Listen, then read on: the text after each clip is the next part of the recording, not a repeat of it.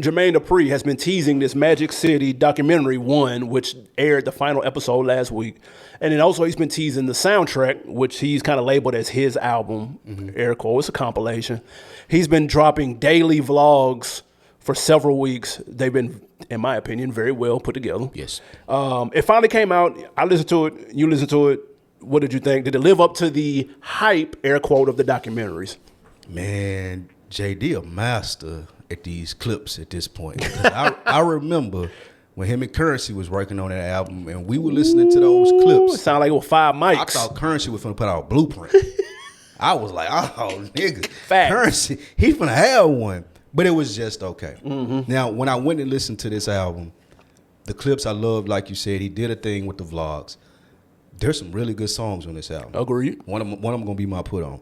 Okay. But there's some really good songs on this album, but it's not it wasn't the clips though.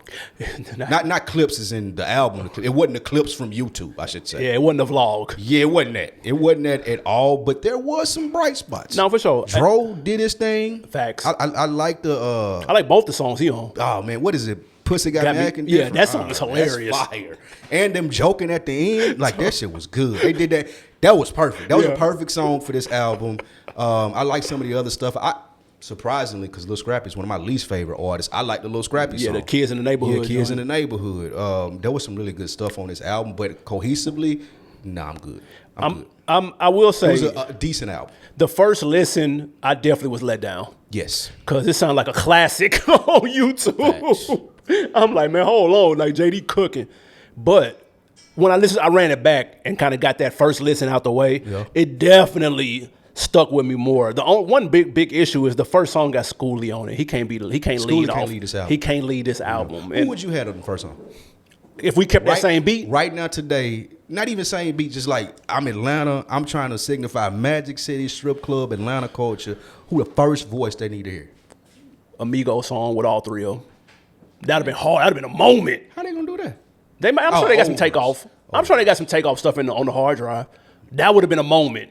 Okay. And they got club bangers. They in the Magic City documentary talking about how they blew up through Magic City. Facts. So if you'd have had like a reunion song and with some throwback, not throwback, but some unheard takeoff, that'd have been hard to kick it off. I like that idea. But not Schoolie though. not Schoolie. JD. He can't kick it off.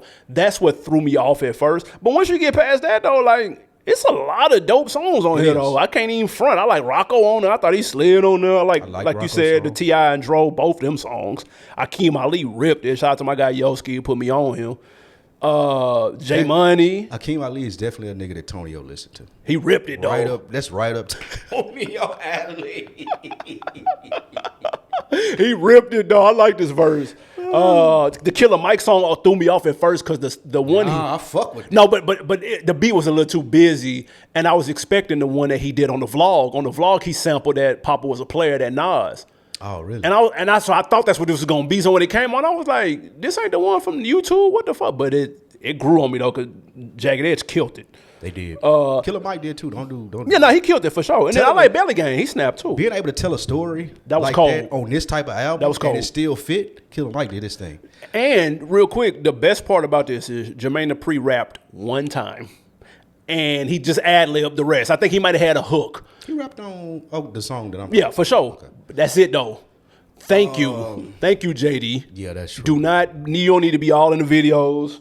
We don't need you on every other song. Like Puff did that with the last album. He wanted to be on here rapping it. No, bro, just coach. Just GM the project, bro. That's a good point.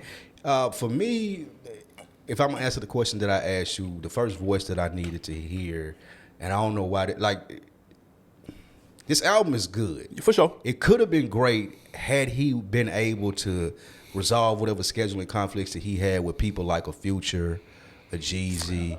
When you doing Atlanta strip, like if you talking about a Magic City soundtrack and Jeezy or Future not on there, that's tough. Especially after looking at the doc, because the strippers and the people were saying they said them was the ones. Them was the two. Them was the ones where it's like, nah, it was different when they were playing that. We get money over here, what it do, pimping and BMF in here. That's a fact. Meat said he do 500,000 in the strip club in one night, which is insane. Speaking of that, I could have took 3 or 4 more of them skits.